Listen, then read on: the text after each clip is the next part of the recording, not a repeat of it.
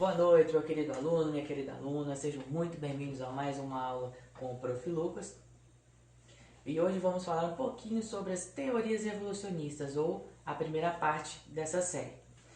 Vamos falar primeiramente do lamarckismo, que foi dado origem pelo Jean-Baptiste Lamarck, que foi o precursor de toda essa história evolucionista que nós vivemos até hoje, que a gente estuda na escola, que às vezes a gente fica pensando, para que eu vou usar isso na minha vida?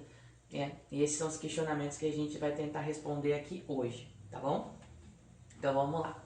Jean-Baptiste Lamarck era um francês naturalista que sempre buscou saber, entender como é que funcionava essa história, por onde começou. Então o que ele fez? Durante muito tempo ele observou girafas, e daí vem a primeira lei de Lamarck, que é a lei do uso e do desuso. O que é a lei do uso e do desuso, professor? Vamos lá. A lei do uso e do desuso diz o seguinte, que quanto mais você utiliza um órgão, mais desenvolvido ele vai ser. Agora, quanto menos desenvolvido você utiliza, ele tende a se atrofiar. Essa é basicamente a primeira ideia de Lamarck. A segunda, que seria vinculada à primeira, que é a lei dos caracteres adquiridos, seria mais ou menos assim.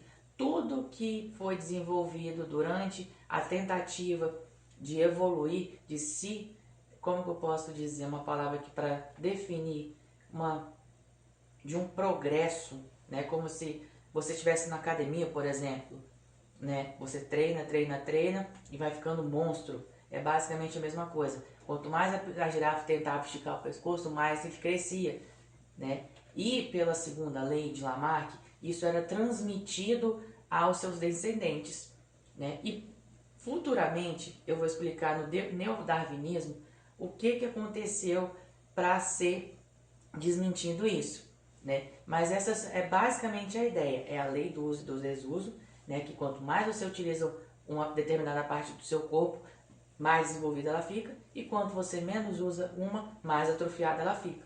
E isso pode ser transmitido aos seus descendentes, tá bom? Então, essa é a primeira lei de Lamarck e a segunda.